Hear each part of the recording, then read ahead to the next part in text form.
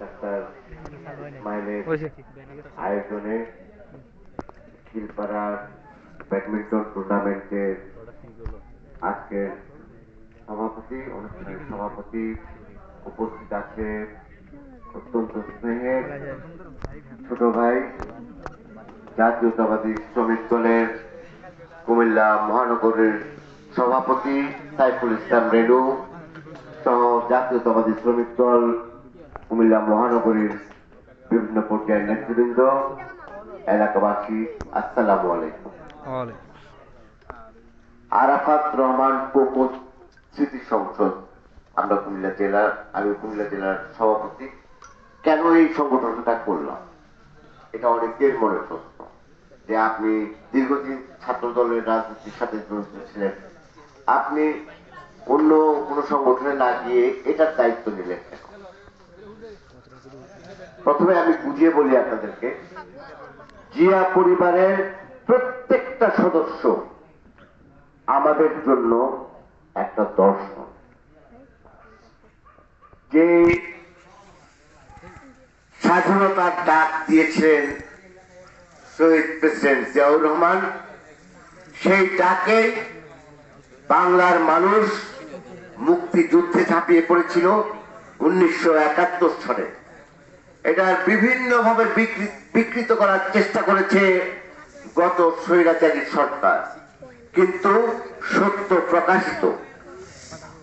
প্রকাশ হওয়ার পরে বাংলার মানুষের বুকে আসন গেড়ে নিয়েছে, হৃদয়ের মণি হয়ে গেছেন মেজর জেনারেল জিয়াউর রহমান, শহীদ রাষ্ট্রপতি জিয়াউর রহমান।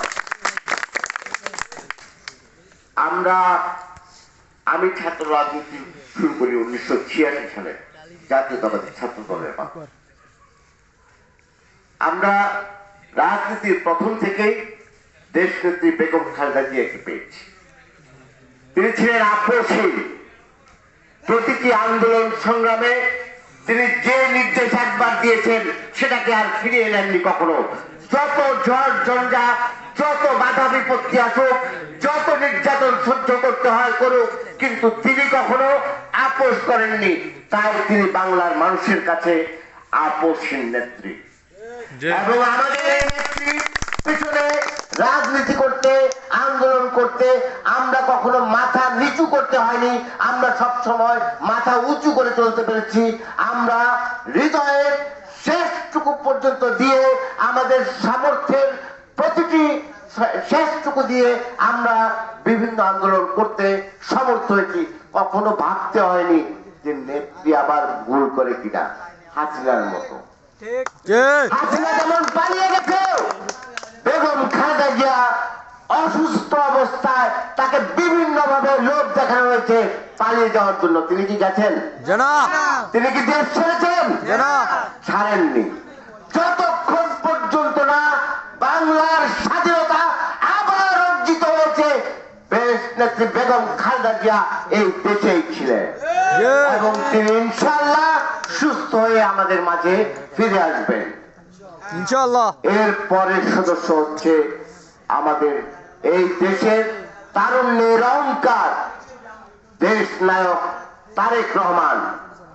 কি নির্মম নির্যাতনে তিনি দেশ ছেড়ে গেছেন সবাই জানেন। তিনি নির্যাতনের পরে দেশ ছেড়ে গেছেন, কিন্তু দলের হাল ছাড়েননি।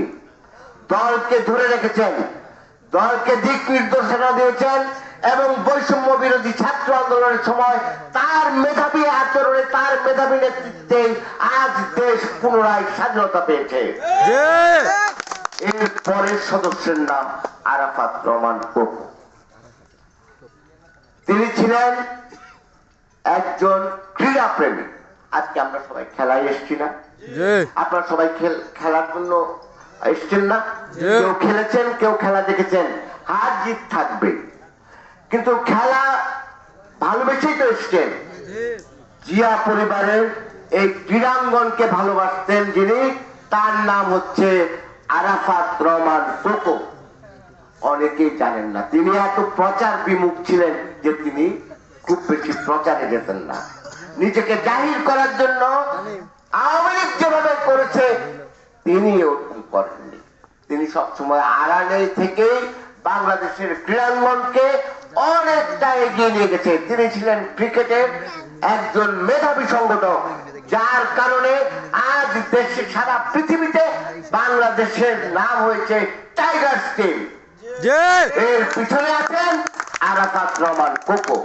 তার দক্ষ সংগঠক, তিনি ছিলেন দক্ষ সংগঠক।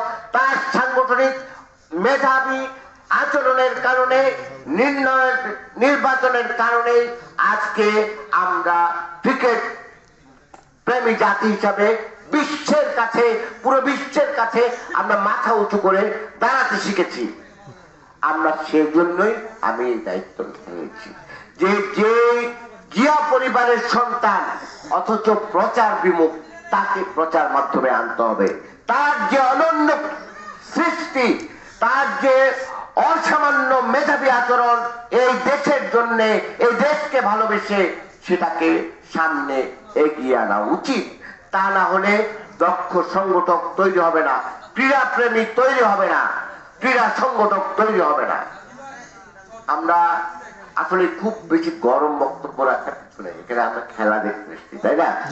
ফ্রেন্ডলি ম্যাচ, হ্যাঁ, অত্যন্ত মজার বিষয়। আপনারা সমস্ত কু অভ্যাস ত্যাগ করে মাঠে চলে আসবেন খেলার জন্য, তাহলে দেখবেন একটা আলোকিত জাতি তৈরি হবে। আপনি লেখাপড়ার সাথে সাথে যদি ক্রীড়াঙ্গনে ব্যস্ত থাকেন, তাহলে অন্য খারাপ সঙ্গে আর মিশতে পারবেন না। পারবেন? আপনি যখন মাঠে থাকবেন তখন কি অন্য কোথাও যাইতে পারবেন? খেলায় আসতে হবে। দেশকে বাঁচাতে হলে এই যে আমি আর নাম বলতে চাচ্ছি না, বিভিন্ন খারাপ ব্যবস্থা চলছে দেশ জুড়ে। মাদকের ব্যবহার একদম সর্বনিম্ন পর্যায়ে চলে গেছে, একদম বাচ্চারা পর্যন্ত মাদক ব্যবহার করছে। এগুলো থেকে আমাদের সরে আসতে হলে আমাদের ক্রীড়াঙ্গনে ফিরে আসতে হবে। ক্রীড়াঙ্গনে যতক্ষণ আপনি থাকবেন, আপনার দম না থাকলে আপনি খেলতে পারবেন না। পারবেন? পারবেন?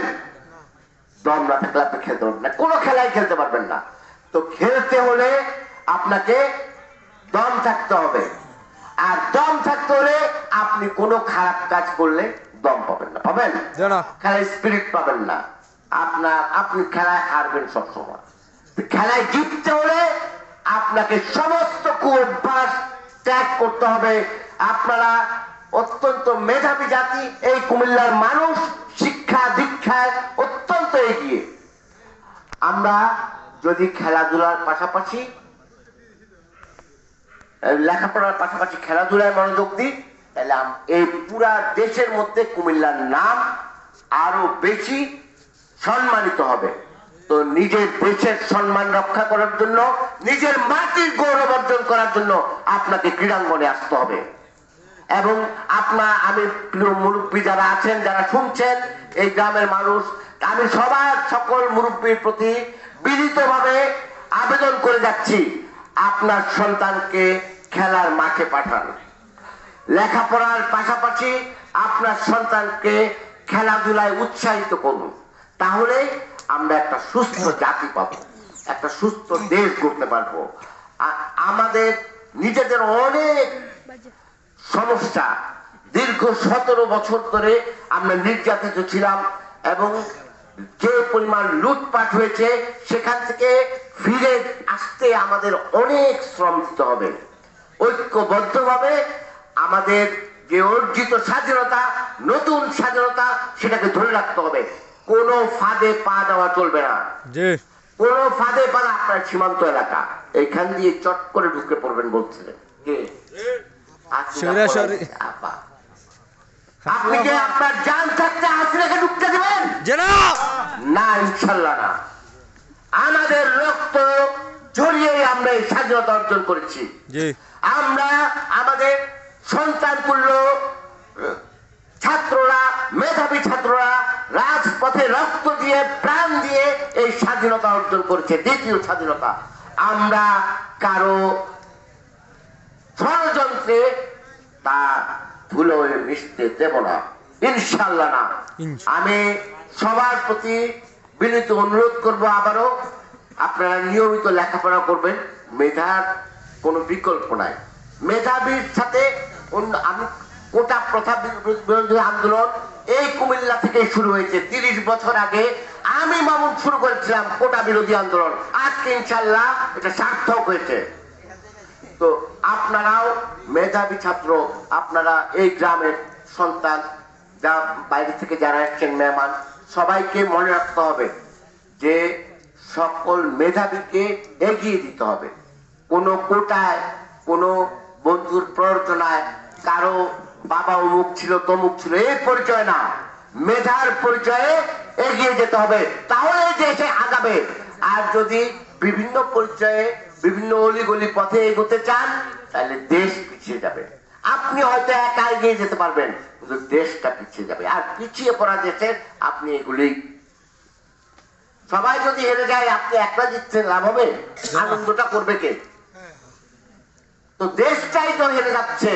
আমরা বিভিন্ন চোরাগলি দিয়ে বিভিন্ন সুপারিশের মাধ্যমে ঢুকতে চাচ্ছি। সুপারিশের মাধ্যমে গেলে সে মেধাবী না। মেধাবী কখনো কারো পরোয়া করে না।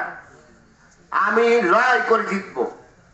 আমার মেধা, আমার শ্রম, আমার ত্যাগ, আমার অর্থ, আমার সময় সব দিয়ে আমি বিজয় অর্জন করব।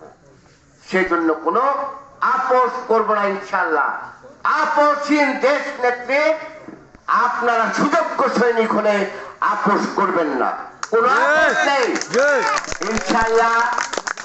আমরা খুব অল্প ইয়েতেই চলে এসেছি, আপনাদের জন্য খুব বেশি কিছু করতেও পারি নাই। ইনশাল্লাহ নেক্সট টাইম আমি যেহেতু প্রথম এলাম এই এলাকায়, আবার যখন যেই এই খেলার উদ্যোগ নিবে আমরাও সাহায্য করব। আমরা যতটুকু পারি আমরা ঢেলে দেওয়ার চেষ্টা করব। আর আমি এই উপজেলায় আরাফাত রহমান কোকো স্মৃতি সংসদের কমিটি হবে।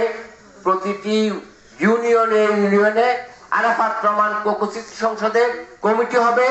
আপনারা যারা ক্রীড়াঙ্গনে মেধাবী মুখ, যারা সমাজ কল্যাণে এগিয়ে থাকতে চান, যারা সাংস্কৃতিক অঙ্গনে তারকা হতে চান, তারা আসবেন ইনশাল্লাহ। আমরা তাদেরকে সর্বত সহায়তা করব। ধন্যবাদ আপনাদের সবাইকে। যারা বিজয়ী হয়েছে তাদের অভিনন্দন, যারা আজকের খেলায় রানার্স আপ হয়েছে তাদেরও অনেক অনেক অভিনন্দন। আপনারা ইনশাল্লাহ আগামীবার জিতবেন। ধন্যবাদ সবাই।